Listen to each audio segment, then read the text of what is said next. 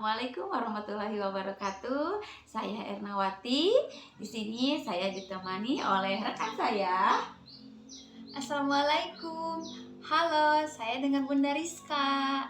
Halo Bunda Rizka, gimana kabarnya Bunda Rizka? Alhamdulillah. Bunda pernah nggak sih mendengar kata-kata dari anak, aku benci sekolah? Iya, bener banget.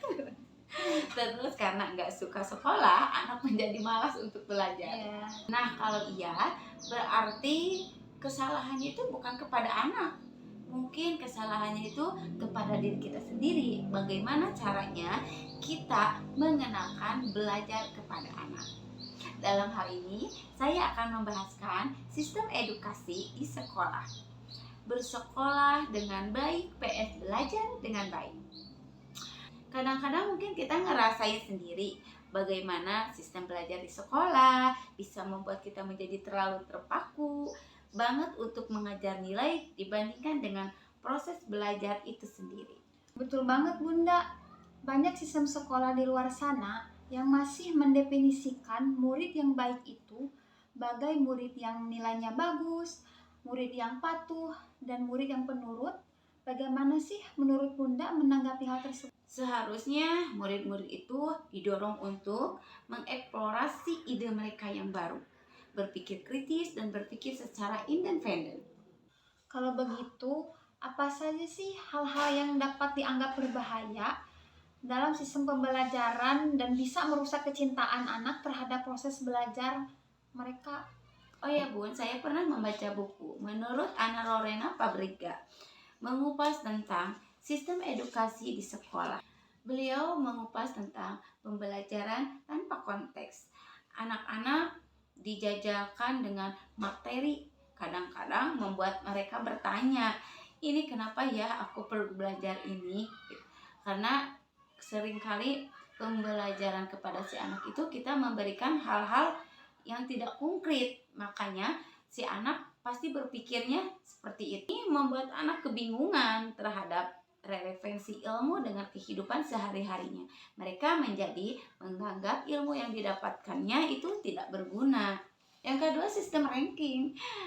Sistem ranking ini bisa menciptakan seolah-olah nilai adalah sebuah status yang harus diraih dan mengkategorikan juga murid antara yang pintar dan yang bodoh. Padahal kan setiap anak memiliki talenta, proses berpikir, dan cara belajar yang berbeda-beda. Ketiga, ujian dan sistem penilaian. Kadang-kadang kita itu rajin belajar hanya demi obligasi menyelesaikan ujian, tapi begitu selesai semua ilmu yang kita dapat menguap begitu saja. Ditambah lagi, mungkin kadang itu terpaksa untuk segera pindah ke topik yang lain. Jika kegagalan pada anak usia dini menghadapi kegagalan, apa saja sih yang harus kita lakukan dan ajarkan kepada anak? Saat di sekolah, kegagalan itu sering sekali dianggap sesuatu yang negatif dan pokoknya wajib untuk kita hindari. Padahal dalam kehidupannya dan dunia kerja pun kegagalan adalah sebuah proses yang jadi kegagalan pada anak usia dini bukanlah sesuatu yang harus dihukum. Kita harus mengajarkan anak-anak untuk berani gagal dan mencoba berbagai macam hal agar nantinya mereka tahu apa yang mereka bisa kerjakan dengan baik, apa yang bisa membuat mereka gagal, dan juga sadar waktu berhenti dan move on. Oleh karena itu, walaupun susah ya Bun, kadang sebagai orang tua mungkin ada baiknya membiarkan anak untuk menghadapi tantangannya sendiri dan belajar untuk menerima kehafalan sebagian dari proses. Ada gak sih, Bun, cara untuk bisa lebih menguatkan kepercayaan diri anak terhadap pembelajaran? Ada Bun, mungkin kita bisa ya mencoba caranya. Yang pertamanya itu dengan membagikan cerita kegagalan pribadi kepada anak. Kalau kepada anak itu mungkin kita bisa menggunakan kisah-kisah inspirasi anak, tokoh favoritnya anak.